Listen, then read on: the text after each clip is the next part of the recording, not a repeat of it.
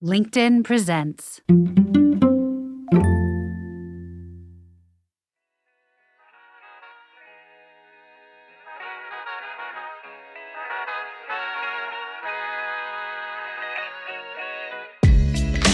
Happy Friday. I'm Michael Kovnat, and this is the Next Big Idea Daily, quick life lessons from the best new nonfiction. So here's the question for today. What does it mean to be normal, and who gets to decide? For much of modern history, our culture has promoted a narrow and often damaging definition of what's considered normal behavior, especially when it comes to mental health. But anthropologist Roy Richard Grinker says it's time to dismantle that idea altogether. In his 2021 book, Nobody's Normal: How Culture Created the Stigma of Mental Illness, Roy shows how that stigma isn't hardwired into our brains, it's woven into our social fabric. And if culture built it, culture can take it apart. Roy joins us to share his big ideas right after this quick break.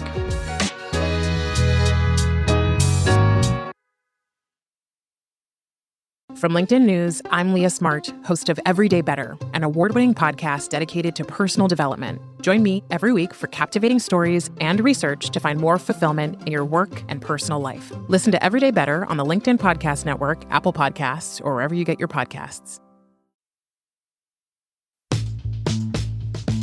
Hi, I'm Roy Richard Grinker. I'm an anthropologist.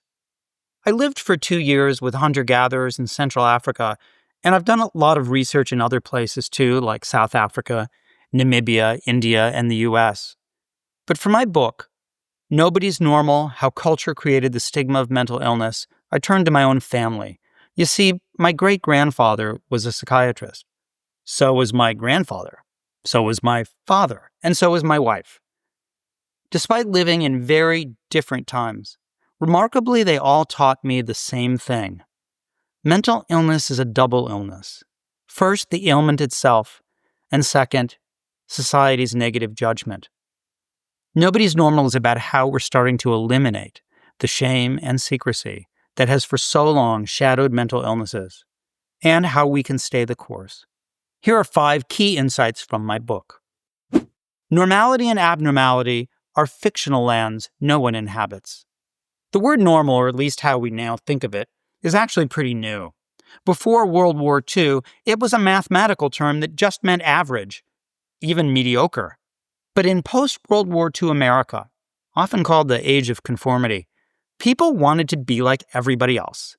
They wanted to follow traditional patterns of social life, including the division of labor between the female homemaker and the male breadwinner, who together, behind their white picket fence, could produce normal children. Gradually, normal became more than just a statistical average. It became something to aspire to.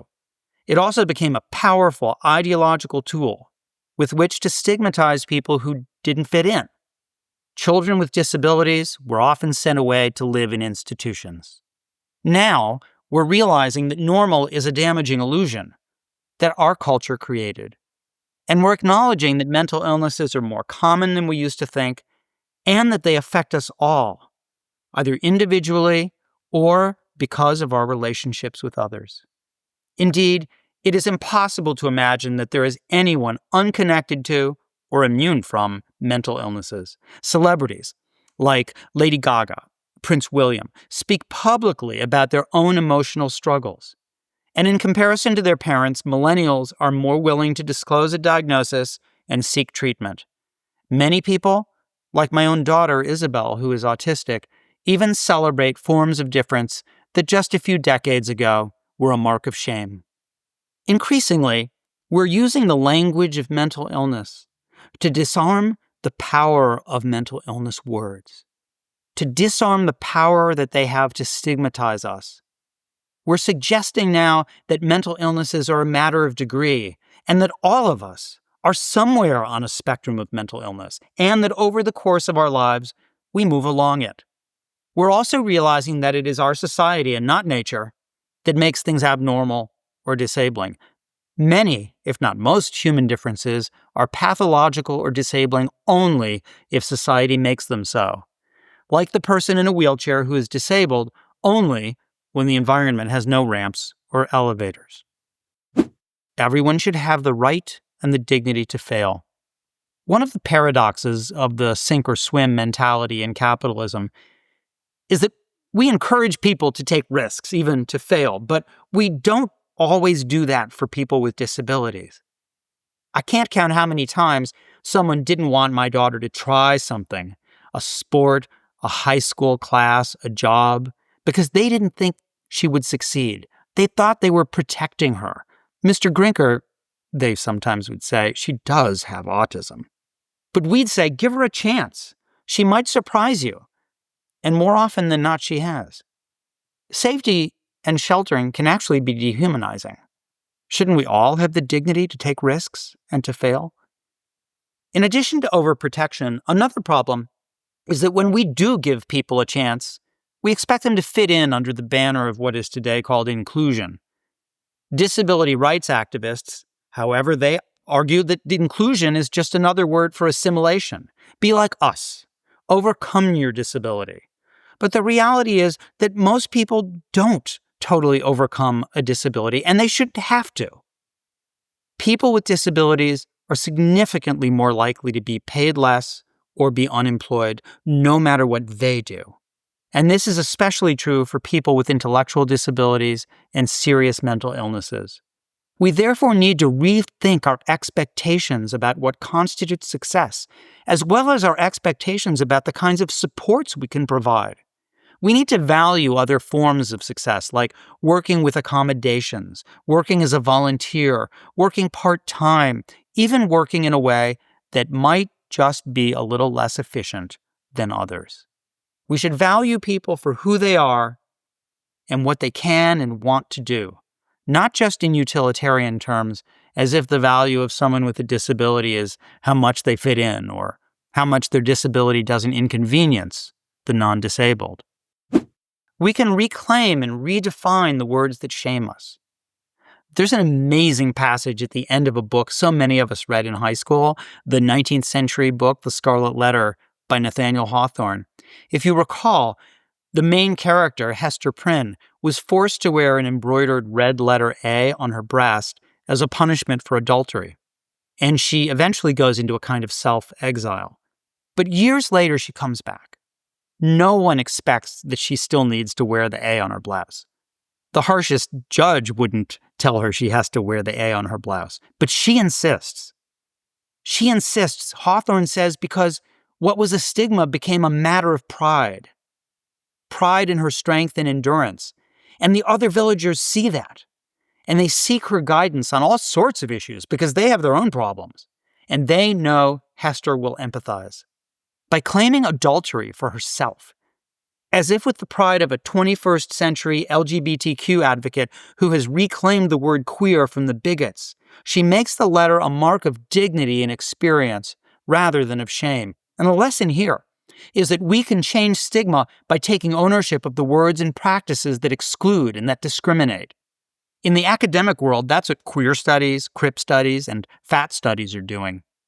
And it's happening outside the academy, too, especially in the neurodiversity movement, where people with autism and other conditions are challenging discrimination. Now, none of these movements aim to make their constituencies quote-unquote normal.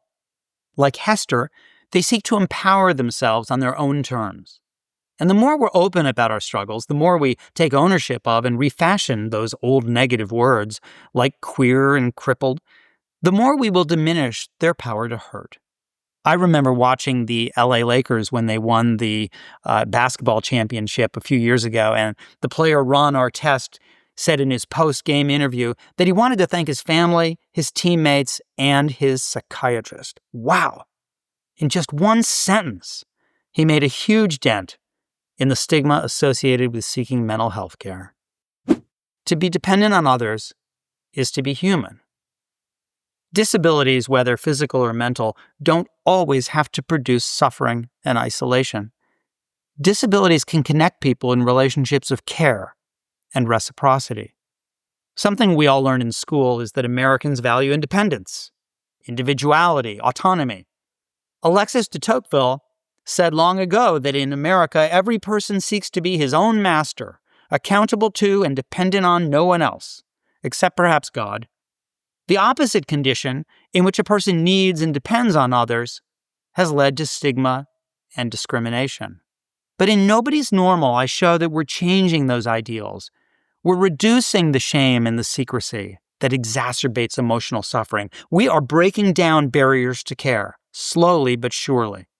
Seeking treatment for post-traumatic stress disorder, for example, is increasingly seen more as evidence of strength and resilience than weakness. Greater recognition of conditions that begin in childhood has led to early intervention programs and academic supports, to the degree that more than 13% of American public school children now receive some kind of special education support. People with both mental and physical disabilities are also beginning to reject old norms and developmental milestones, like the expectation that a person is an adult at the arbitrary age of 18 or 21 and should live independently. And being gay, transgender, or gender fluid, these are fast becoming personal, social, and political identities rather than signs of pathology. And there are other celebrities that acknowledge their mental illnesses today to a degree we've never seen before. David Letterman's psychiatrist joined him on stage in 2017 when he received the Kennedy Center's Mark Twain Prize for American Humor. Bruce Springsteen speaks and writes about his psychiatric treatment for major depression and about how his father's mental illnesses were neither discussed nor diagnosed. We now know that Pope Francis was once in therapy with an analyst in Argentina. Black hip-hop artists, especially in the new genre called emo rap about mental illnesses, trauma, and suicide, topics that had been long silenced in African American communities. And perhaps a sign of the times, the disability scholar and activist Sonara Taylor, who is differently mobile, tells the story of how she was having trouble drinking coffee at a restaurant that had filled her cup too high. She apologized to the server for spilling, but the server said it's not a problem. This isn't a place where we value independence. Ironically, they were just around the corner from Independence Hall in Philadelphia. If culture puts stigma and illness together, it can also take them apart. The island of Martha's Vineyard, about 80 miles from Boston, is an amazing example of how culture can work to get rid of the stigma of disability. Of course, today it's an affluent island. The Obamas vacation there. But for 2.5 centuries, it was home to a small population of English settlers and their descendants who displaced the Native Americans living there. Beginning in the 17th century, the settlers rarely left the island, and they married each other. By the mid-1700s, the consequences of all those years of inbreeding began to take their toll. And in this closed gene pool, a genetic disorder emerged. By the end of the 1800s, almost a quarter of the residents in some villages had some degree of hereditary deafness. But the deaf, the partially deaf, the hearing, devised their own sign language so that they could communicate, and the islanders, with no other population to compare themselves to, assumed deafness was just a normal part of human variation. In fact, deafness was so common that in oral histories collected in the 20th century, descendants of the settlers had trouble even recalling who in their family was deaf and who was hearing, because everyone spoke sign language. This community was completely different from anything on the mainland, where by the end of the 19th century, American school teachers prohibited children from using sign language. They thought it was a sign of the savage to do so. Doctors also discouraged deaf people from marrying so they would be less likely to have children and pass on their defects. But in Martha's Vineyard, deafness was a kind of ordinary difference. Over time, people left the island, new residents arrived, and hereditary deafness disappeared. But here's the important point. The deaf were never singled out. They weren't isolated. Because everybody spoke sign language, deafness was not a disability, and it was never stigmatized. The beauty of this invention of their sign language was that the islanders developed such a powerful cultural adaptation. It was culture, social isolation, and intermarriage that, of course, created the biological condition. But then, culture was strong enough and creative enough to eclipse it. Because people who could hear and people who were not able to hear were fully integrated into their community. and because everyone could communicate with everyone else. We could even say that no one was really deaf on Martha's Vineyard. And these developments show us that we need not surrender to stigma, as if it were somehow natural to marginalize otherness and difference. Stigma isn't in our biology. Stigma is in our culture. It's a process we learn from within our communities, and we can change what we teach.